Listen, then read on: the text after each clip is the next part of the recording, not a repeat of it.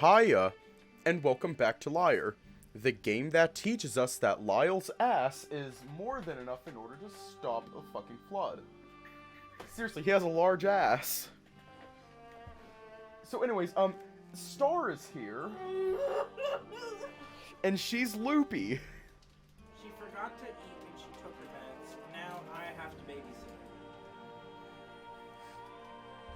Yeah, Sam's babysitting her while we go through the Lyre update. Go. It's bedtime, Star. Finish eating your chocolate, and then it's bedtime. Did you finish your protein shake? And then we'll wake you up in time for chord progressions. Maybe. Hiya. Anyways, let's just hop right in. Oh yeah, they're asking about the gaming session. When you were playing Call of Duty.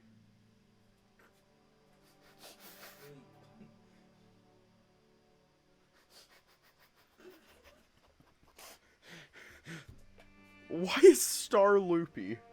She forgot to eat when she took her meds. Anyways, let's just hop right in.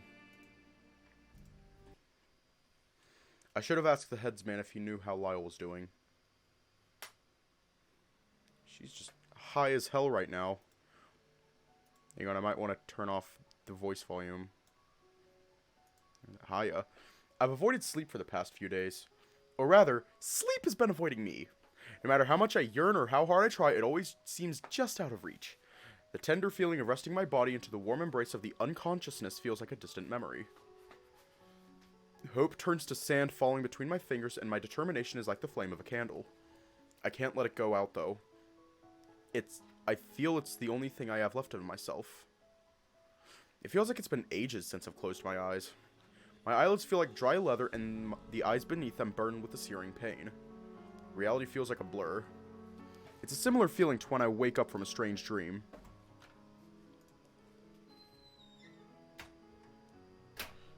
What did he do?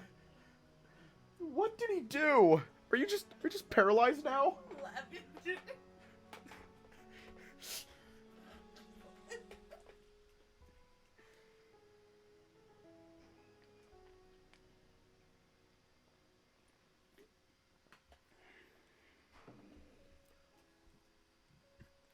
It takes a moment to process everything around me.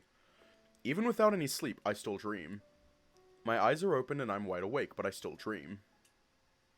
I dream of Lyle stripped of his armor and thrown before the steps of the throne.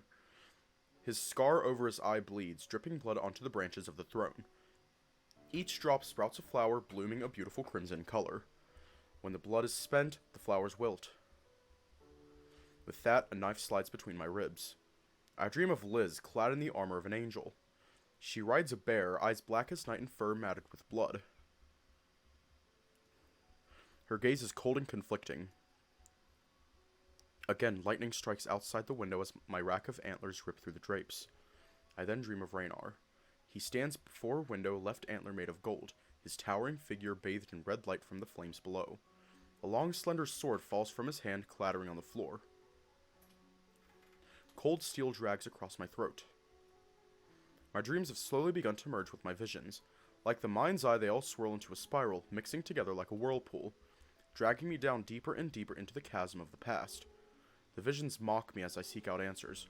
I'm too stubborn to realize that I'm already out of time, I suppose. The day of the trial has arrived and I'm still no closer than I was 9 days ago. I can't help but wonder if I would be closer had I not tried to rush things. Dwelling on it won't do me any good, though.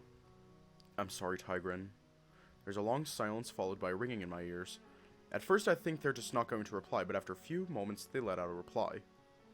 Don't. Why did Star take drugs? See, it's necessary medication. Did you finish your protein shake?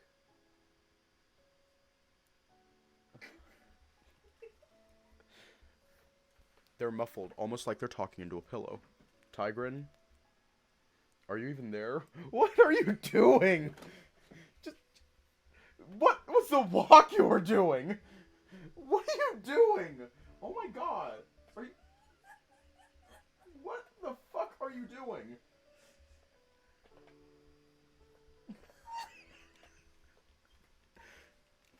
Go lay down.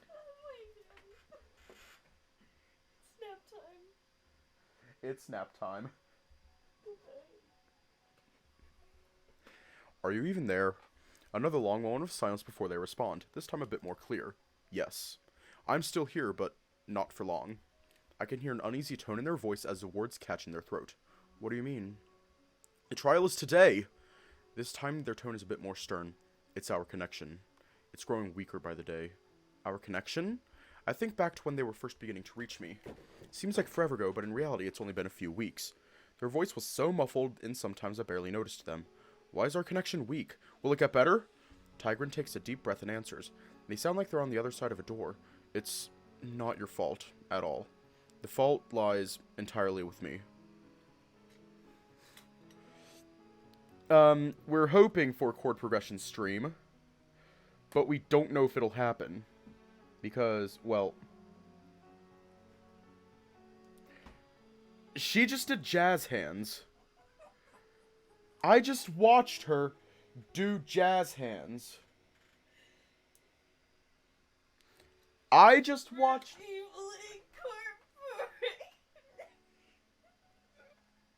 Are you even speaking English? Yes.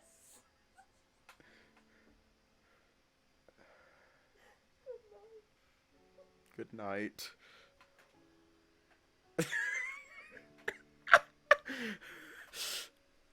The reason our connection is growing weak is because I've been pushing you. I wanted to make sure that you would have enough time to train, but I also wanted you to play it safe. I now realize that I've only made things worse. Don't say that. I can feel that I'm getting close. With just a few more tries, I'm sure I'll be able to figure all of this out. I try to put out an optimistic attitude, but it comes off more as a false hope.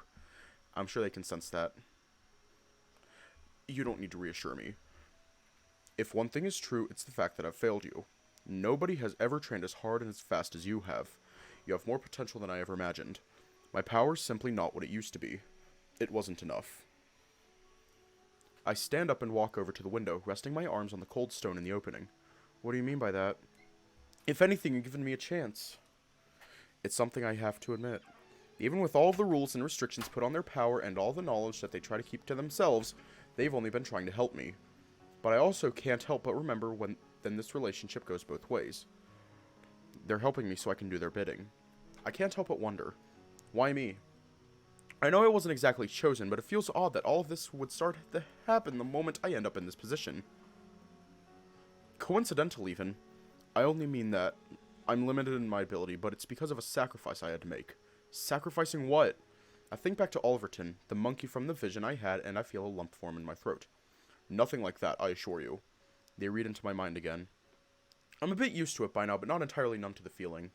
Then again, the thought of them sacrificing Oliverton was almost as intrusive as Tigran is. My powers were once beyond your comprehension. I was on a similar standing with the higher gods. Their voice wavers, and it's like listening to them while my ears are clogged with water. We were all creators in our own right, controlling laws and ideas, helping the world turn. It sounds less interactive than the role I play now, I understand. But the power was immense. However, it was nothing without control. Like a farm, crops can grow and animals can breed, but it'll always need a farmer.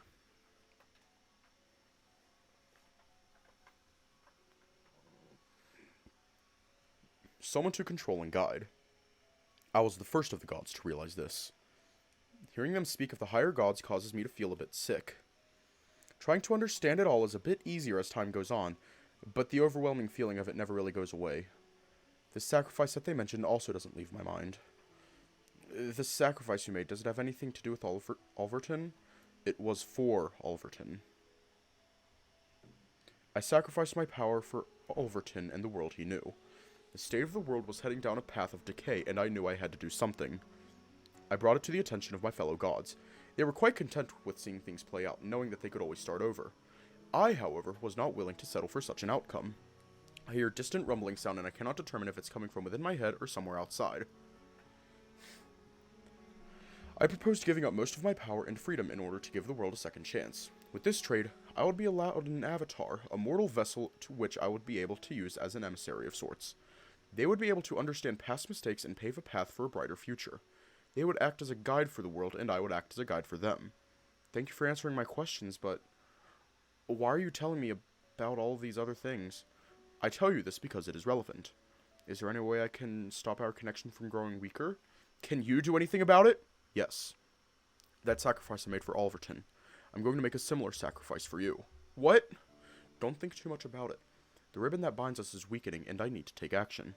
You've done your part to get us out of this situation. So allow me to do mine. What are you going to do? What are you talking about? Someone's going to come down here for me any minute now. I need you! Don't worry. I'm just going to consult with the higher gods. Their voice becomes more and more distant, and I can't help but feel like I'm losing a part of myself. If everything goes the way that I plan, you'll come out of this, with your head still on your shoulders. I will be back. Please take care and trust in me. I step away from the window, eyes looking up into the air as they were standing right there. You have to believe me when I tell you that everything will turn out okay. No, even if it seems like it won't. You have to have faith. Their voice trails off with each word. You don't have to do this. I'm close. I can... Tigran? There isn't a response. For the first time in weeks, my mind feels empty. I clumsily sit down on the cold slab of stone. The silence is almost numbing. It's like a weight was lifted off of my chest, but something inside of me was taken along with it. Tigran? I still receive no response. This can't be happening. No, no, no! Please tell me this isn't happening! It's not even the fact that they're gone. As abrupt as it was, I know they will be back. They said they would. The problem that circles my mind now is that they're about to do something drastic. How is this going to affect things? Can I still even use my powers? Before I can even feel like I'm closing my eyes, my consciousness jumps from one point to another and a slight feeling of relief washes over me. It does nothing to quell the anxiety, though. The colorful walls of the chasm dance by as I stand there in the midst of it all. Winds of shimmering dust fly by at a similar speed to when I first arrived here, only reminding me of just how stressed I truly am. Tigran! I call their name, yelling it out into the tunnel, but I get no sign of response. The winds only pick up slightly, and the echoing voices of the past flow by, sending chills through my body. I forgot to listen to it, I'm sorry. I forgot to listen to it. When I finally got a chance, it was like 2 a.m. and I was way too tired. I start to feel more and more aggravated as the situation settles in. If you can hear me, please come back. You don't need to take such drastic measures. Even if you do, we can talk about it more here, right? Again, no response. The anger swells more and more inside of me. Weeks of frustration have finally reached their boiling point. Stupid God! Why can't you just tell me these things? Between your botched plan to farm our world and the other gods' desire to watch it burn, I've had it up to here with everyone's shit! The wind picks up, but I stand firmly in place. If you want me to shoulder everyone's burdens, including yours, then just tell me! I turn around, looking up and down the tunnel, trying to see if I can get any reaction from anyone. Nothing happens. Damn it all! I lean forward in my seated position, lowering my head down between my legs. I'm still able to use my power, right? Ty never said anything about me losing that. Even so, I don't think I have enough stamina. Any sense of a weight being lifted off of my shoulders is now gone, as the numbing feeling of dread creeps down my neck. I squint my eyes, trying to concentrate on the vision in my mind. That night. I need to know who did it. Just a hint. Any hint that can give me a chance. Oh? Damn it! The vision comes across even messier this time, only granting me a slight visual. Everything's falling apart before my eyes. Each time I try to have a vision, it's like looking in a mirror before someone shatters it. Every time I get so much as a glimpse, the vision collapses and I'm thrown back into reality. Controlling what I want has gotten easier, but seeing it has become more and more difficult with each day that passes. I lay down on the bed, trying to relax my body on the cold stone surface. A wave of exhaustion begins to overwhelm me. Laying there, staring at the ceiling, I contemplate falling asleep. Someone will be down here sometime today to drag me out of this cell. I don't know when, though, so I might as well try to rest. I'm going to need as much energy as possible. For the past few days, all I've been doing is dwelling on the past, reaching out for a vision so close yet so far away at the same time. For the first time in several days, I actually feel tired. Is it because Tigran's gone? No, I don't think that's the reason. They're not responsible for my stupid decisions. My strategy failed me, that's all there is to it. I haven't done anything. I haven't changed a bit.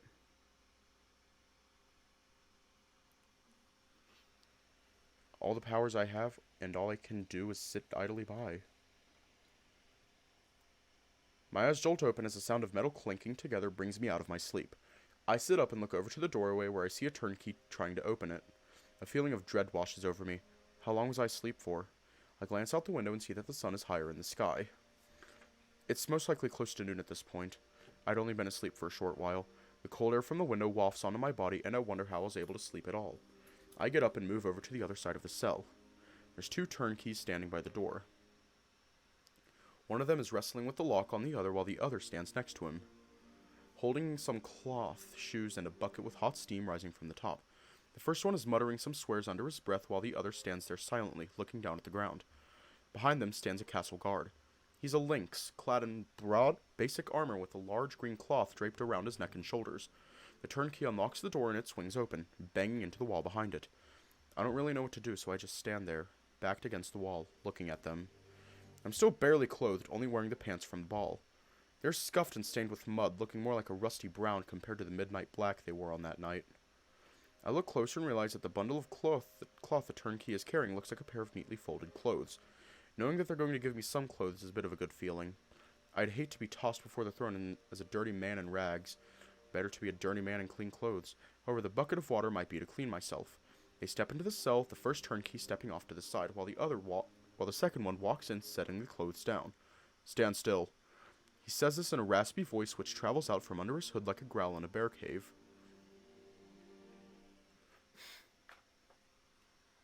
Okay.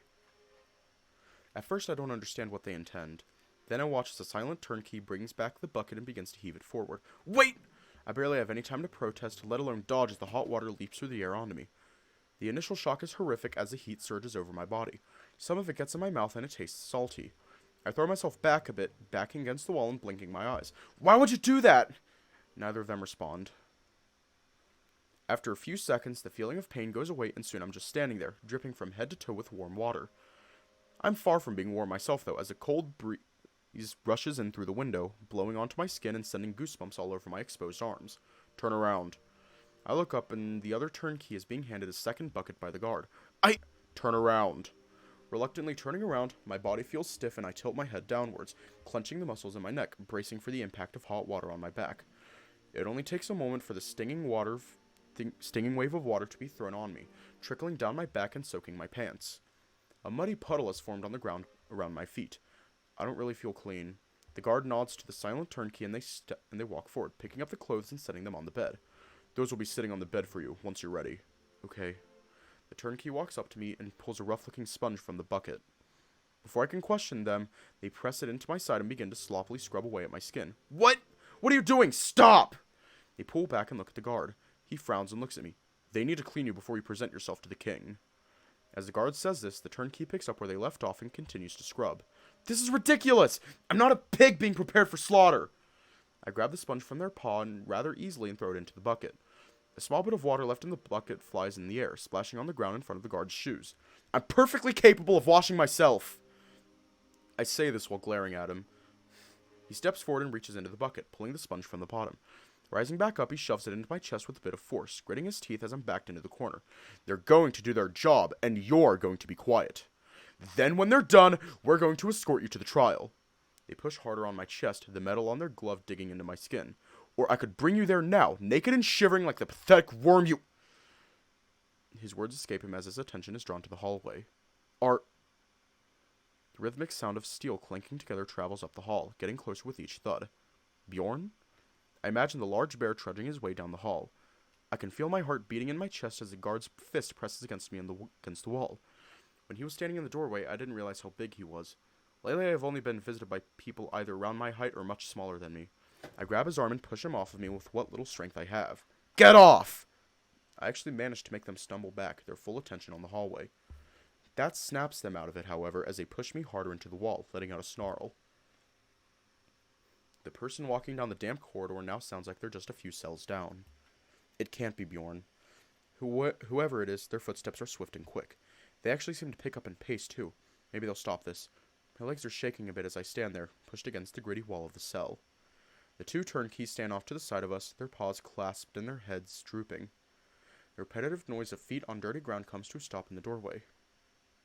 Lyle! He slides through the entrance, his tail stiff and shoulders high. He's wearing a helmet shaped to the head of a wolf, with a large plume coming out the top. I recall seeing it on an armor rack in his room. Even in my dreams it would rest there, collecting dust. Out. The two turnkeys walked to the door, one of them handing the ring of keys to Lyle. But I was just... Leave. Now. I've slid down the wall and fallen into a seated position, legs shaking sideways. Slightly. Ah, fuck! Slightly. Seeing him and hearing his voice is the biggest relief I've had in weeks. The castle guard walks to the doorway and stops next to Lyle. You're not even allowed down here, if I remember correctly. I can't read the expression on his face through the helmet, but Lyle only turns his head slightly, looking down at the links. As a person who made the arrest, it's my duty to bring them to the trial. If you have a problem with it, bring it up with your commander. I'm sure he'd love for you to waste his time with such questions. The guard clenches his fist and scoffs. You'll be needing these then. The guard drops a pair of shackles into Lyle's paw. Lyle leans in, his voice brought down to a quiet tone. Oh, and if I ever catch you pushing around prisoners again, I'll make sure your commander has you shoveling shit in the stables for weeks.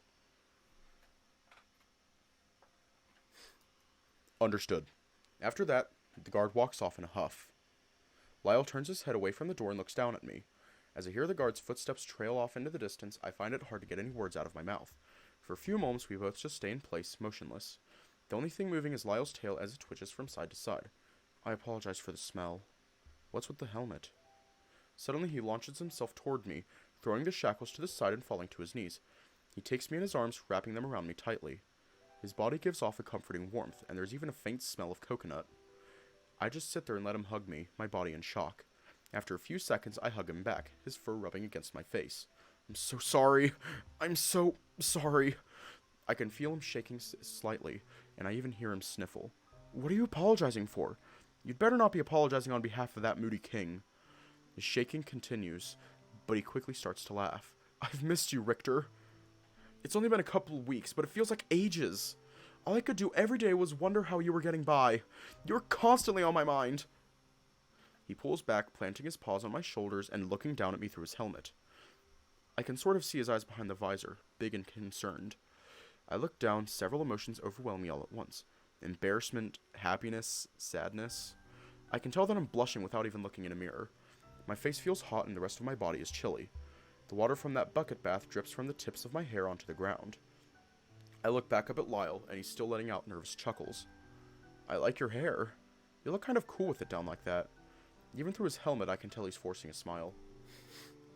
Before I know it, tears begin running down my cheeks. It feels good, though. He takes me in his arms again, and we both silently sit there, hugging. I sob into his chest for what seems like a few minutes. The thing that messes with me the most is the fact that I'm just now realizing how much I missed him. I'd see him in my dreams and in some visions, but through it all, most of the time he felt like he was just there. Any emotions I would get were just drowned in other feelings and thoughts. Holding him in my arms helps quell those doubts. Having him here by my side is just pure bliss. After a couple more minutes, I pull away and look up at him. I've missed you so much, Lyle. He lowers his head. I really did never stop thinking about you. Not for a moment. He leans back in his seated position, his tail swishing across the floor like a broom. I raise up my hands and grasp the sides of his helmet. Are they making you wear this for the special occasion? No, all of the royal guards have to wear these, actually. Only on certain occasions, though. He wrings his paws nervously, and I brush my hand through the fur on his neck. Can you let me take it off? I want to see your handsome face. I begin to lift the helmet, and he quickly brings his paws up to my hands to stop them. His paws stay there for a moment, and he lets out a sigh. I lower my hands, and he removes his helmet.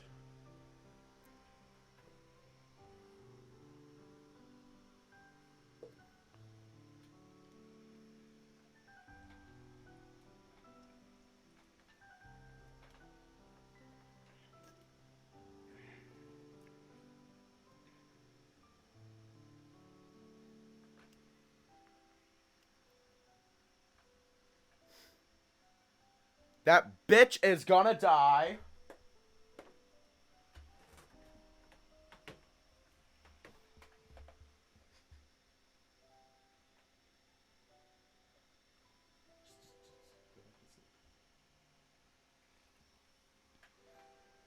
What I see next makes my stomach twist into knots. He has a black eye. It's swollen to the point where he can barely open it. Oh my god! I take his face in my palm and caress it. I'm afraid my dedication to both the sword and the arts has left me middling in both. I gently rub my hand across his face, making sure not to cause him any pain. I start to get angry, knowing that this is all probably because of me. That's nonsense. Everyone says you're a gifted swordsman. What actually happened? You'll learn all about it during the trial. Did you get into a fight with someone? Did someone attack you?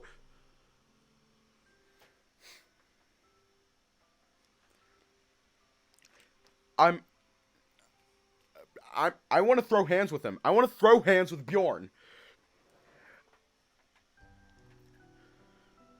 He is going to catch these hands. They're rated E for everyone. Including the mama.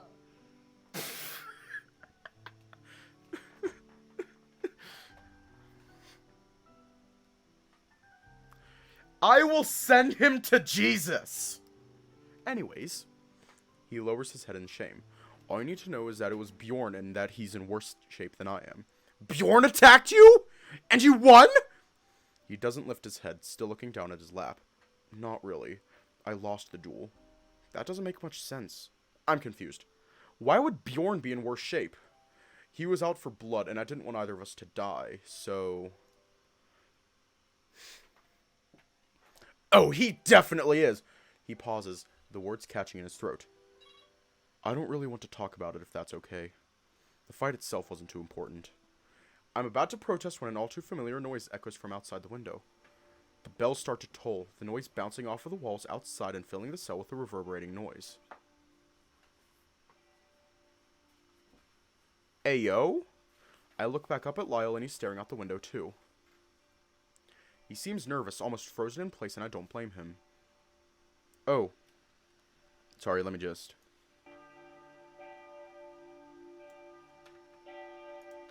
It's finally begun.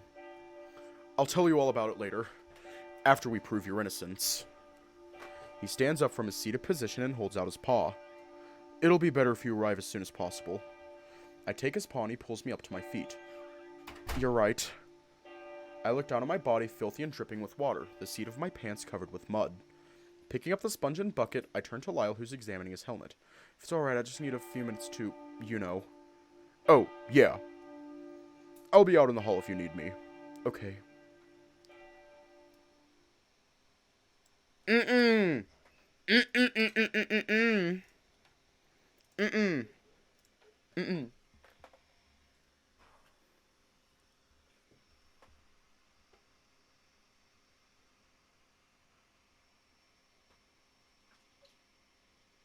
What?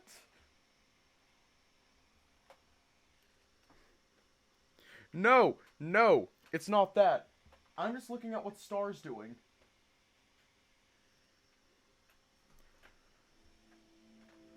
After a few minutes, I managed to get myself relatively clean. She is playing with Sam's ties. Like she's a cat. The sponge actually does a good job at getting most of the dirt and everything else off of my body. It's not a perfect bath, but it actually feels really good, aside from the shivers running up and down my skin. Also, once all of the water is used up, I turned the bucket over and stood on top so I could wash my feet. However, I should have pasted closer to the bed with the clothes. Lyle! Yeah? He appears in the doorway, his eyes darting up to mine after glancing down at my exposed genitals.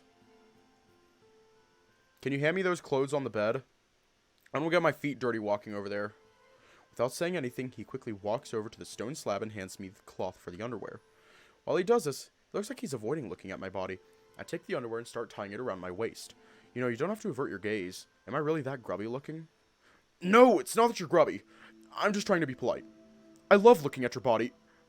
He stops halfway through his statement and we both stand there in silence for a moment. I know you do. I fasten the underwear around my bits and he turns away in his flustered state.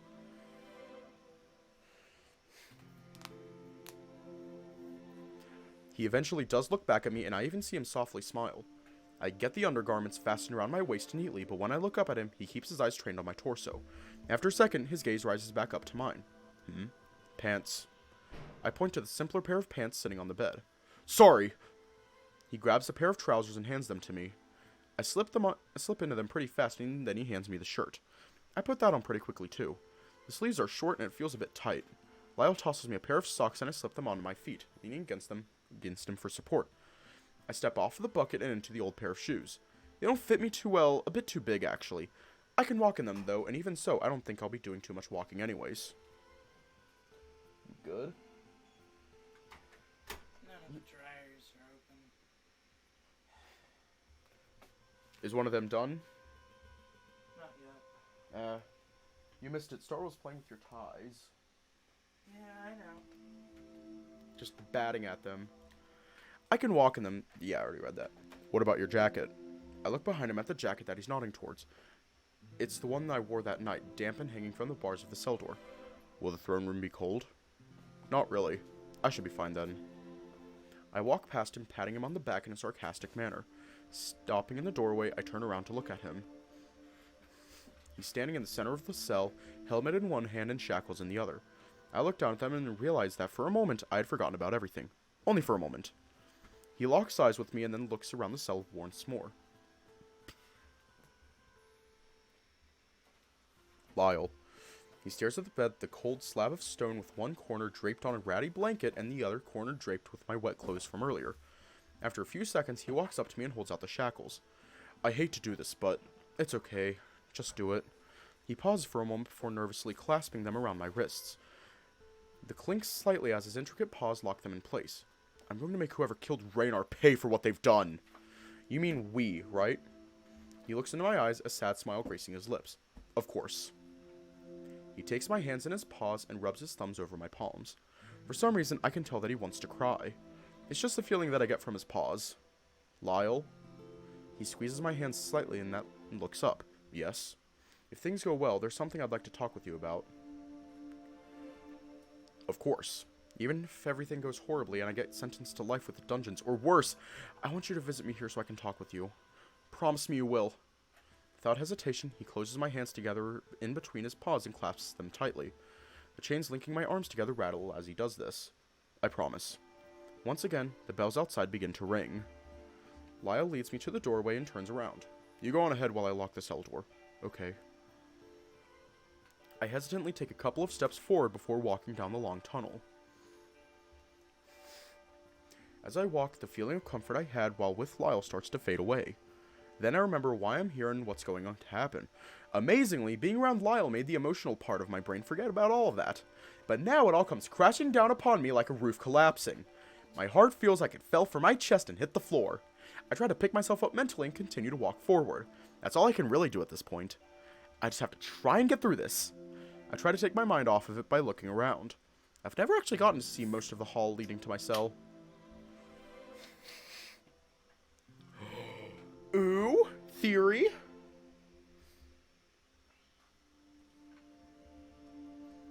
I pass the first two cells and take a peek inside of them. They both look similar to each other, but they're definitely different compared to the one I was put in. They each have a window with bars on it, and both cells are very small. At least half the size of my own. There's also no bed or anything for that matter. Each cell is completely empty aside from the shackles hanging from the brick wall. I hear Lyle's footsteps approaching from behind me. I really did put you in the good cell, you know. I wish you didn't have to put me in a cell at all. Me too. We continue walking, his helmet underneath his arm as his other arm is draped over my back, his paw rubbing on my shoulder. The chains hanging from my wrists clink together lightly with each step as we make our way up the stairs. How many dungeons are there? Most people only know about the first two levels. You were placed on the first level. It's a series of cells that were built as part of the castle's foundation. That's why each of them has a window? Yes. Well, some of them do. We're now in the main part of the castle and it's honestly a breath of fresh air. We pass a few people going about their business. They don't pay us any mind aside from the few that stare at us as we pass. When the castle was being built, they were actually being used as rooms for the workers, although they weren't locked in them like you were. They were basically used like barracks. But the plans for them to be the dungeons had been decided in the initial schematics.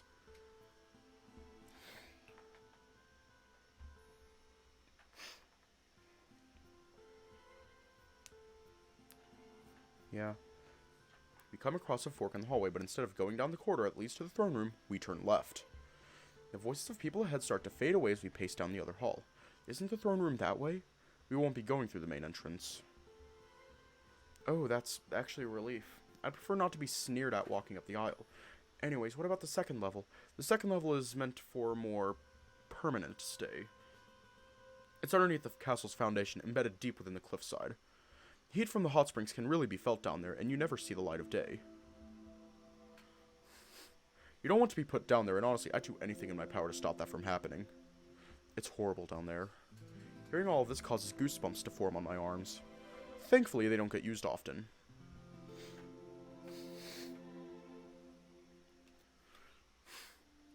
Theories are theories. Are there more levels? He doesn't answer right away, not until we turn down a very narrow hall. There's 2 castle guards standing by a door at the end of the hall. They're both cats, out of earshot and talking with each other. There's one more level, but it hasn't been used in ages, and it definitely won't be used for you. We get close to the end of the hall, and he stops and takes his arm off my shoulders, turning to me. Okay, the trial will be starting soon, so I want to go over everything with you. I'm sure you've been thinking about it as long as you've been in those cells, so you're more than prepared.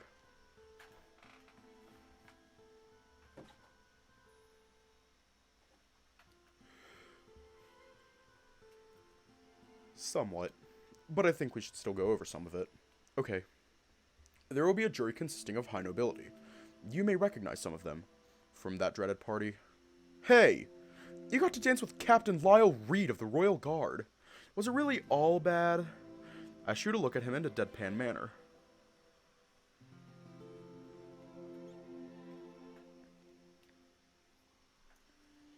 I'm only kidding. I know.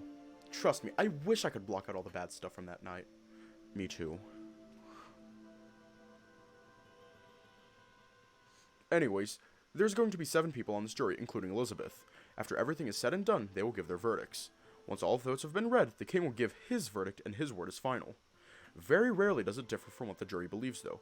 Even if they all voted me innocent, I doubt Adrius would agree. You never know. We'll just have to see. Honestly, I don't know what he'll decide. What else do you know for sure? He thinks for a moment, fiddling with the plume on his helmet. Each person even remotely involved in what happened will testify. They will either testify against you or for you. Or they may even do both, depending on the information they give. That's very different from how it's done in Eren. I'll be going first since I made the arrest. Also, another thing in our favor is the fact that Bjorn is currently unable to testify. He reaches around and grips the handle of a sword confidently. And Adrius isn't too keen on delaying the trial. Who will testify in his place? Instead, Finn will testify in place of him, detailing the events and how he saw them. Finn is a good man, and he'll most definitely tell the truth. They will also have your account of what happened along with mine. As long as there's no contradictions, the jury will accept it. That could either be good or bad for me depending on what Finn saw. Yes. Like usual, everything seems a bit unfortunate. Yes, that seems to be an ongoing theme. Is there anything else you might be able to tell me? That's all I really know. I'm also not sure what the punishment will be. I can think of a few things. He lets out a sigh, his breath tremulously exiting his lungs. No.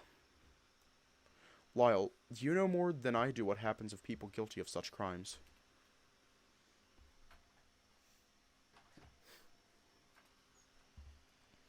No, I won't let it happen.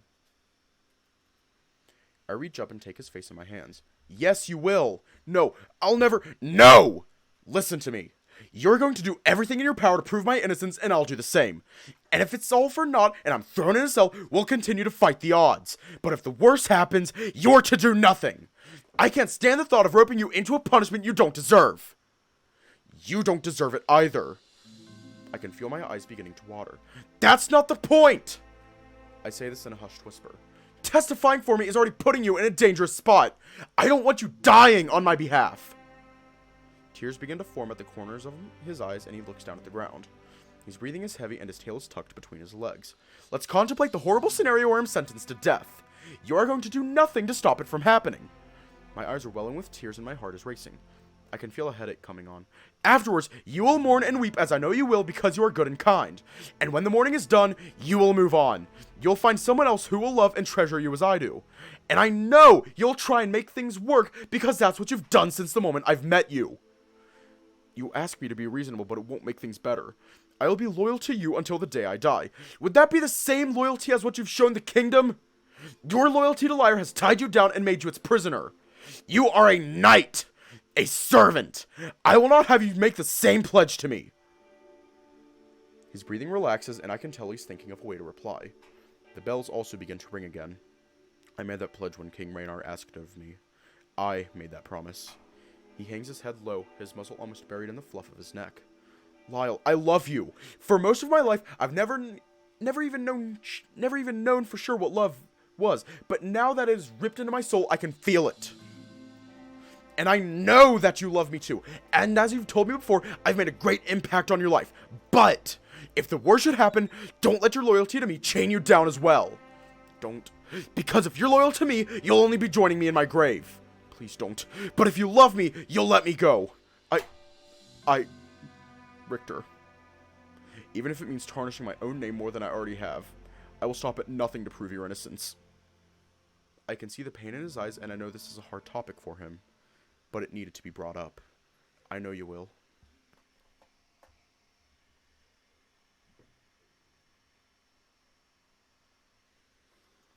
It's in your nature. He takes his arm to his face and wipes the tears from his eyes.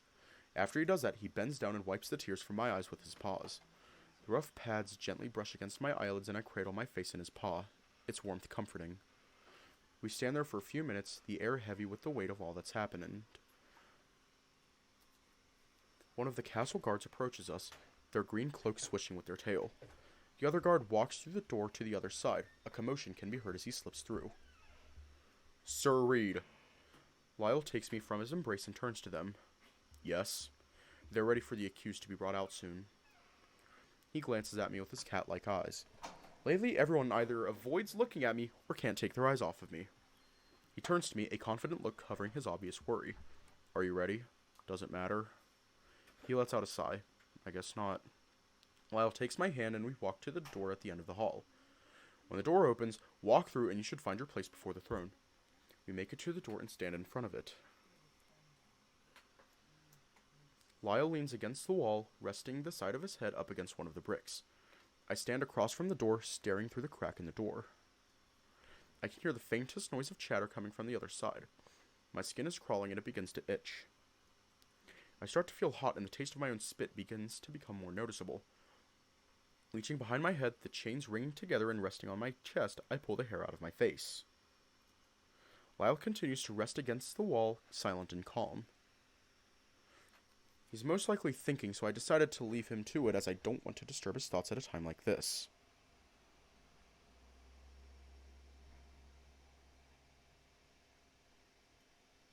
I should be concentrating as well. I close my eyes and try once again to trigger a vision of that night. Nothing happens. I open them again and my body shivers slightly.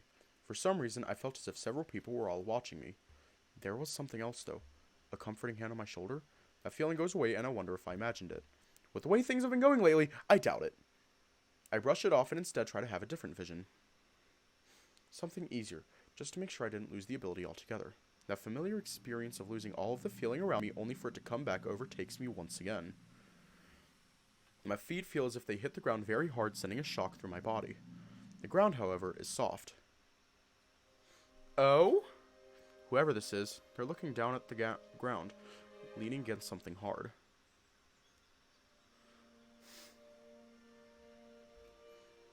It's most likely a tree. I can see the spots of light being cast between the leaves and onto the ground beneath their feet. Those are Lyle's feet! I know for sure that they're his.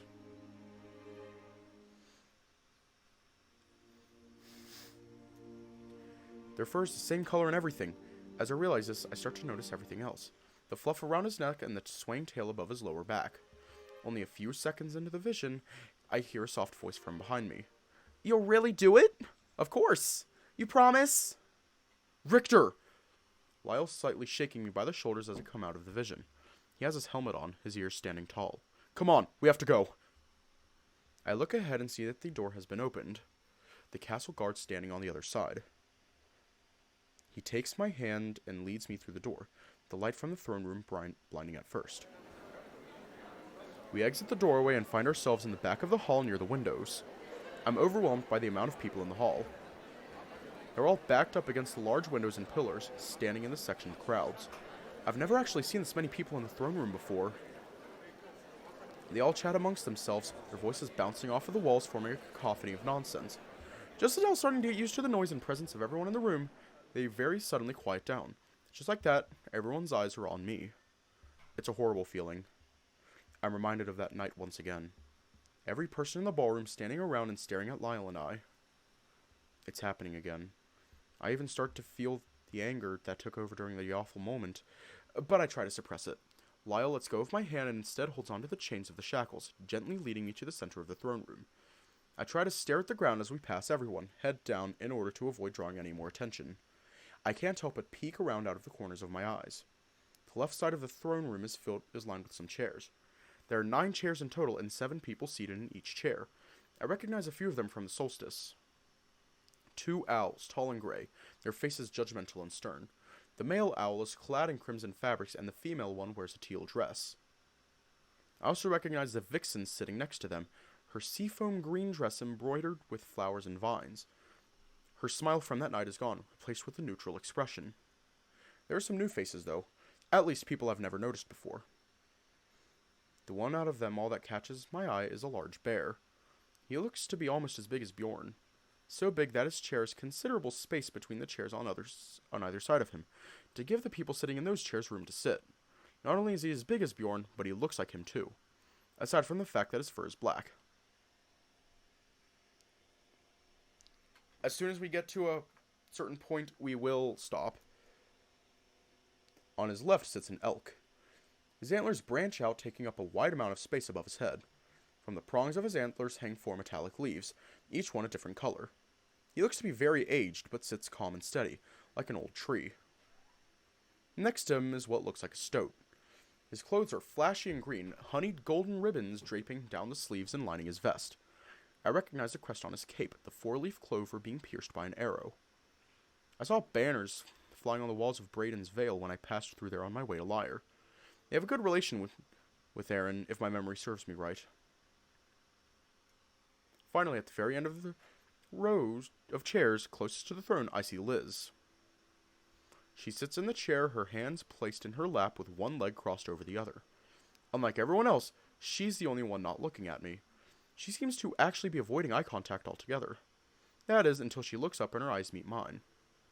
Can't exactly understand the expression on her face and what it means, but she's clearly a bit uncomfortable. Maybe it's my appearance, or it's the fact that the day is finally here. Either way, I doubt she's here because she wants to be. Next to those chairs is a small table. I can't tell from here, but it looks like there's some evidence on it. On the other side of the throne room, there's another cluster of chairs and a few people are sitting in them. Kadaj is among them, his green clothing shining vibrantly in the light, making him stand out like a sore thumb. It helps because I had almost forgotten what he'd look like. The cat looks at me with a curious and almost concerned expression. Staggering the steps up the throne are seven royal guards. Finn is among them, his helmet on and facing forward, posture straight and shoulders back. There's 2 empty spots among the guards, which I assume are meant for Bjorn and Lyre. Lyre continues to lead me to the bottom of the steps, making sure not to tug on the shackles. I'm also helping by keeping up with him. It's dead quiet in the throne room now, aside from our footsteps. I expect to hear people whispering in the crowd, but nobody is uttering a word. I look up at the throne, the large wooden mass basking in the light from the windows. On the left of the throne stands Leaf. I haven't seen him in a long time, but he looks the same as he did the last time I saw him.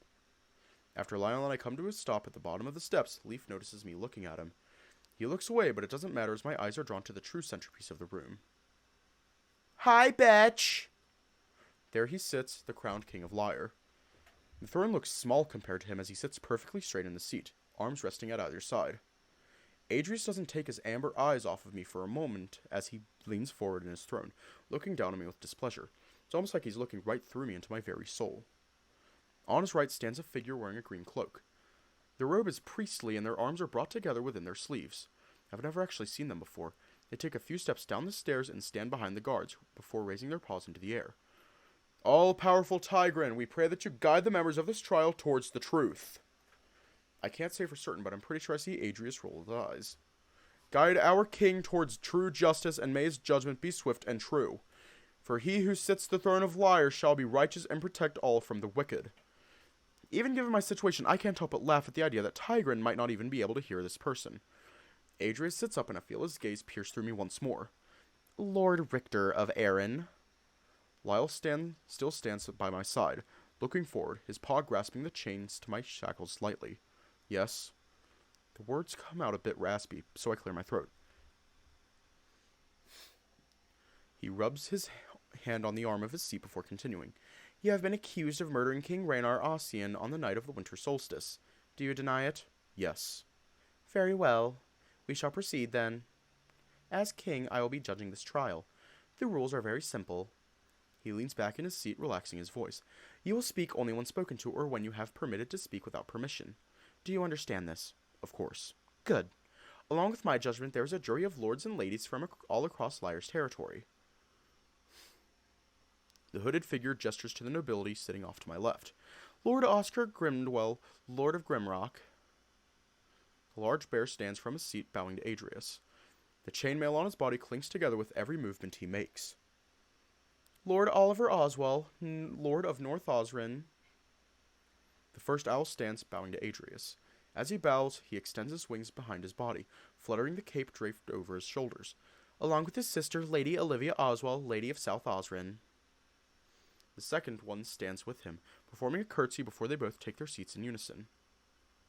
Lord John Gallen, Lord of Galemore and Protector of the Galemorian Woods. The elk stands from his seat, propping himself up on a cane, nodding to Adrius with a stern look. The leaves on his antlers shake as he does this. Lady Trilrayana, Lady of Aenor. The vixen stands from her seat and curtsies, though it's not as elegant as she looks. She sits back down just as the elk steadily manages to place himself back into his own seat. Lord William Braedon of the Braedon's Vale. The small stoat stands from his seat, proudly bowing before jumping back into his chair. The furniture scuffs against the floor as he does this. Lastly, War Minister Elizabeth Reen of Rosewind. Liz leaves her seat and climbs the steps, taking her place on the right of Adrius' throne. As a current king's advisor, she will formally be at his side during this trial. She gives a slight bow in his direction before turning to face the front. The hooded figure takes his time walking back down the steps as he takes his seat a few chairs down from Kadaj. Thank you for the introductions.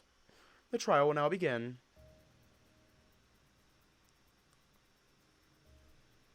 We're going to leave off here tonight.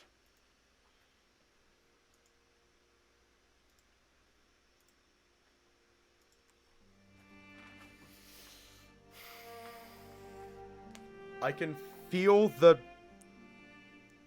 tenseness, the tensity of the room. I could feel it. The tenseness. Like, it's so, like, the whatchamacallit. The such and such is so thick that you can cut it with a knife. I can't remember that word. Anyways, stay safe, have a good night, and I will see you all tomorrow.